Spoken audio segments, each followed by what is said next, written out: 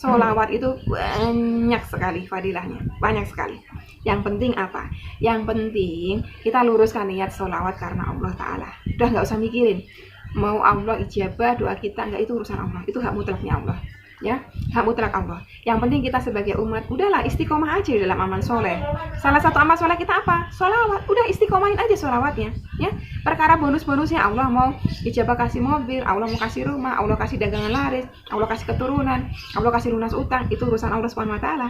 Yang penting kalau kita semua, kita ini ikhlas, ya, ibadahnya ikhlas, Allah tuh juga bisa nilai gitu ya. Ibarat kata kita kerja di perusahaan, ya.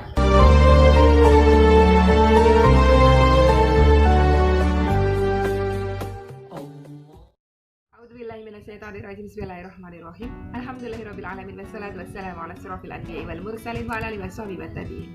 Rabbi shrah li sadri wa yassir li amri wahlul 'uqdatam min lisani yafqahu qawli. Allahumma sholli ala sayyidina Muhammad wa ala sayyidina Muhammad. Assalamualaikum warahmatullahi wabarakatuh. Sobat winner semuanya dirahmati oleh Allah Subhanahu wa taala. Dimanapun sobat winner berada, saya selalu mendoakan yang terbaik untuk sobat winner semuanya. Semoga dilimpahi kesehatan, keselamatan, panjang umur dan umur yang berkah. Dilunaskan seluruh amanah-amanahnya baik riba maupun non riba. Dimudahkan setiap urusan-urusan sobat winner semuanya, dibukakan pintu-pintu kemudahan untuk setiap kesulitannya, dijadikan setiap kesedihan sobat winner semuanya menjadi kebahagiaan. Amin amin ya rabbal alamin.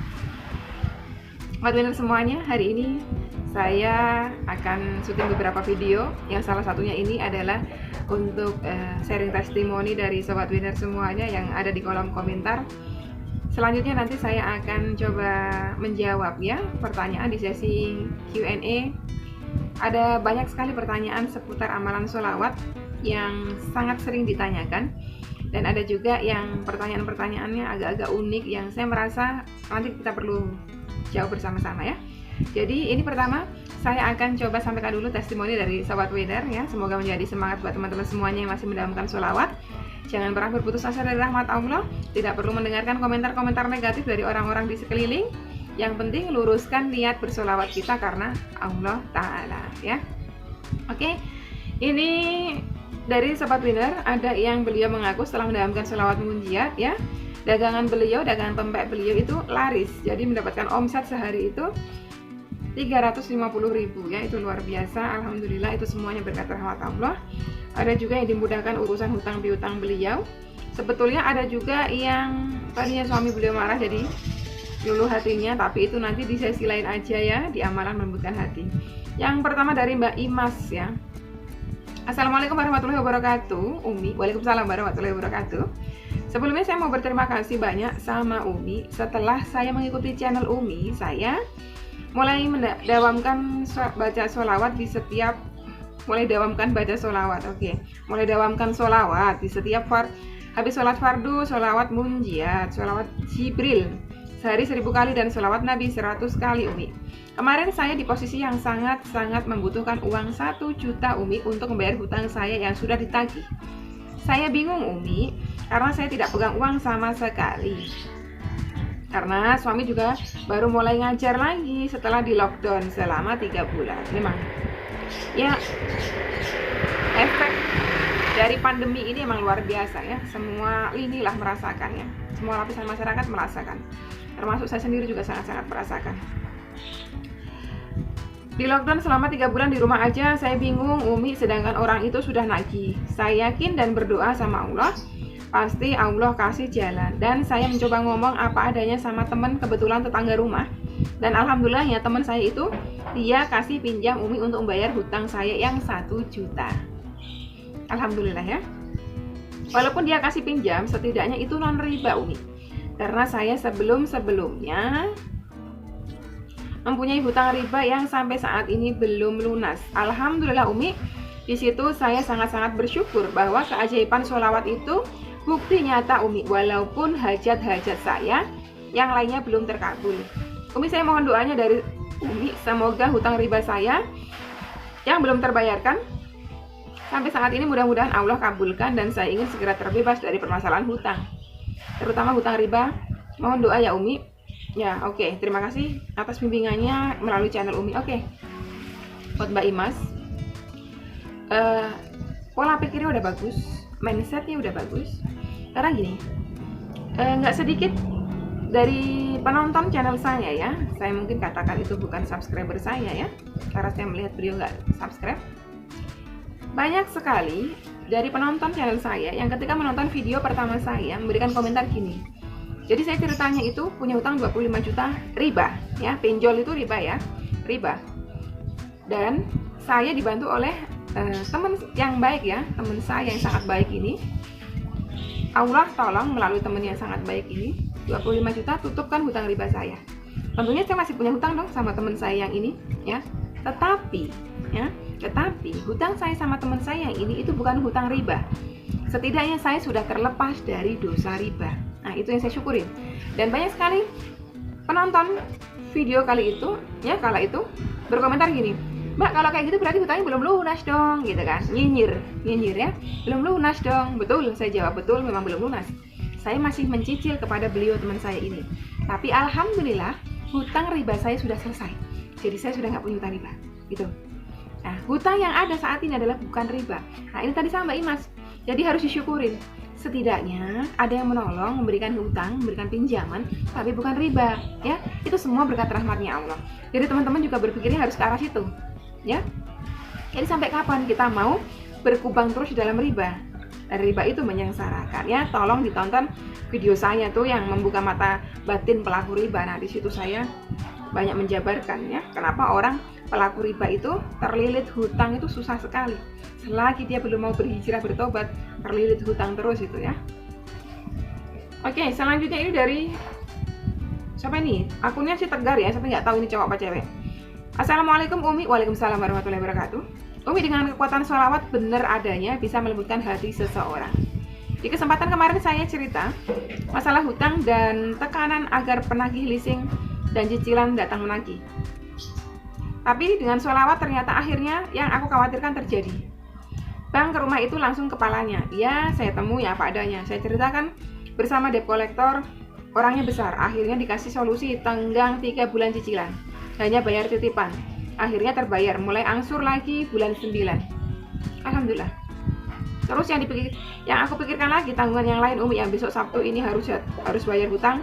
Angsuran 1.250.000 dan 550.000 harus hari Sabtu dibayar. Masalah satu terkabul, ada lagi yang lain. Saya mohon doanya, semoga hari Sabtu ini, minggu ini ada rezeki Umi. Mohon doa dan saran Umi. Oke, untuk panjenengan, nggak tahu ini namanya betul apa enggak ya, Aki Tegar. Saya mendoakan semoga panjenengan dimudahkan oleh Allah Subhanahu Wa Taala untuk seluruh urusan panjenengan ya. Kalau doa, insya Allah saya pasti doakan. Terus kalau saran, saya pasti sarankan untuk seluruh pelaku riba. Yang pertama apa? Saya nggak sarankan aneh-aneh, saya nggak sarankan amal ini, amal itu. Saya sarankan satu, segeralah bertobat kepada Rob kita. Ya, karena riba itu dosa besar. Riba itu ya, ibarat gelas ya. Ibarat gelas, saya nggak bawa gelas. Ibarat ini gelas ya, tapi ini bukan gelas, ini lulur. Jadi, ibarat gelas, ini rahmat Allah mau turun ya, mau diisi air nih gelas nih. Tapi karena gelas ini tuh ada penutup, nih ada penutup nih ya. Air mau masuk nggak bisa. Karena apa? Karena terhalang sama hijab ini, penutup ini namanya hijab ya, hijab atau penutup. Tapi kalau mau rahmat masuk, air ngalir masuk ke dalam, penutup ini harus disingkirkan, buang, terus nanti air baru bisa masuk, ya kan? Nah hijab ini apa? Hijabnya itu dosa besar itu hijab. Salah satunya itu riba. Kalau belum bermohon ampun kepada Rob kita, ya, kalau belum bermohon ampun kepada Rob kita, sebab dosa besar tadi itu, hijab ini tuh masih ada. Sedangkan hijab ini dibuka saja begini, set, ya air mau masuk. Ya kita mau minum dong airnya kan. Tapi di dalam sini tuh masih ada kotoran-kotoran yang menempel, ada debu ya, ada misalnya mohon maaf teh cicak gitu ya. Itu harus dibersihkan dulu. Bersihkan sampai bersih supaya air masuk dalam kondisi bersih, gelas bersih, kita minum enak. Ya, hijabnya sudah dibuang, di dalam masih banyak kotoran. Kotoran apa itu? Hasad, hati, penyakit hati, iri, dengki ya. Seperti yang itu tukang-tukang kasih jempol ke bawah itu dengki, itu penyakit dengki itu hasad ya. Saya nggak ada buat apa-apa sama beliau-beliau semuanya, tapi beliau kasih jempol ke bawah itu hasad. Jadi saya kadang kalau melihat seperti itu, saya cuma mendoakan semoga beliau-beliau semuanya diberikan hidayah. Jadi hasad sini dalam hati beliau itu pergi gitu. Jadi rahmat Allah turunnya enak. Jadi saran saya tadi buat panjenengan gitu. Udah mohon ampun belum? Udah tobatan nasuha belum? Kalau belum silahkan dilakukan. ya, minimal sholat tobat 2 rakaat, ya terserah kapan waktunya, terserah, pilih waktu-waktu yang hati kita itu sedang bisa khusyuk. Biasanya itu malam, kalau saya hati paling khusyuk malam, soalnya saya ini imannya kurang bagus, jadi kalau sholat itu kudu tengah malam, bermohon kepada Allah di saat orang lain tertidur sunyi, nah itu paling enak. Oke, nanti seputar masalah riba kita akan bahas di Q&A, karena banyak sekali juga yang bertanya seputaran riba, ya, insya Allah nanti kita bahas. Yang selanjutnya ini beliau yang setelah melakukan sholat munjiat, usaha beliau menjadi laris, alhamdulillah. Kita coba baca ya. Ini dari Bisarah aja. Assalamualaikum warahmatullahi wabarakatuh Bunda. Waalaikumsalam warahmatullahi wabarakatuh. Alhamdulillah baru beberapa hari membaca sholawat munjiat. Usaha pempek rumahanku yang mulai sepi kini rame lagi. Malah sebuah perusahaan minta tiap hari 25 porsi. Masya Allah, tabarakallah. Dan alhamdulillah yang dulu menghina daganganku sekarang malah ikut promosikan daganganku. Alhamdulillah Bunda, sekarang saya punya pemasukan sehari dari pempek 350.000 per hari itu. Doakan Bunda dan saudara-saudaraku di channel ini agar saya bisa sukses dan bisa mengajak yang lain ikut usaha rumahanku ini. Amin ya rabbal alamin. Ini di mana sih? Palembang bukan sih?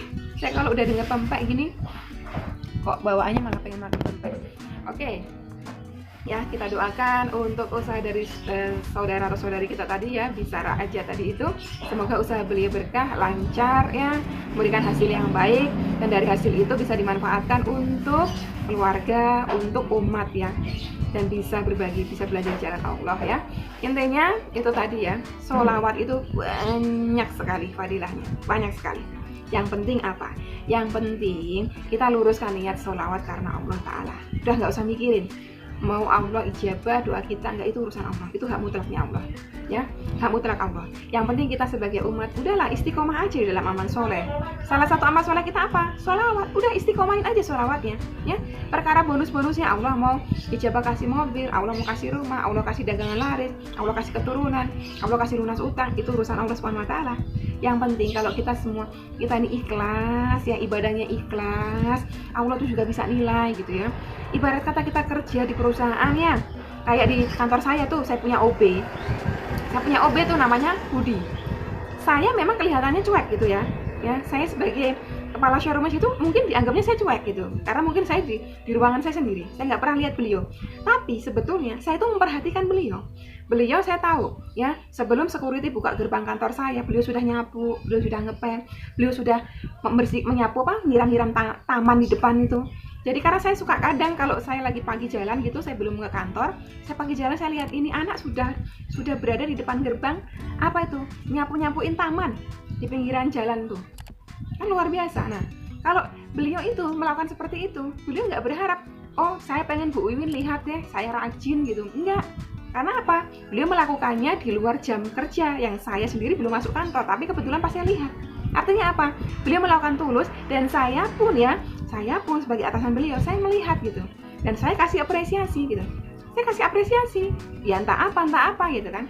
Sama begitu dengan kita, kalau kita beribadah karena Allah Ta'ala, kita niatnya ikhlas, tulus, udahlah, percaya deh, Allah itu pasti kasih bonus-bonusnya. Bonusnya apa? Dimudahkan hidup kita ya. Allah kasih bonusnya lagi apa? Dikabulkan hajat kita gitu kan. Allah hindarkan kita dari mara bahaya, Allah jaga keselamatan kesehatan kita sekeluarga. Itu bonus dari Allah. Jadi ingat, setiap kali melakukan amal ibadah ya, niatkan karena Allah Ta'ala. Udahlah, nggak usah mikirin duniawinya, biar nanti duniawi yang ikut, itu janjinya Allah Subhanahu wa taala. Oke, sampai di sini dulu video kali ini. Semoga ini bermanfaat buat teman-teman semuanya ya. Sekian dulu, wassalamualaikum warahmatullahi wabarakatuh.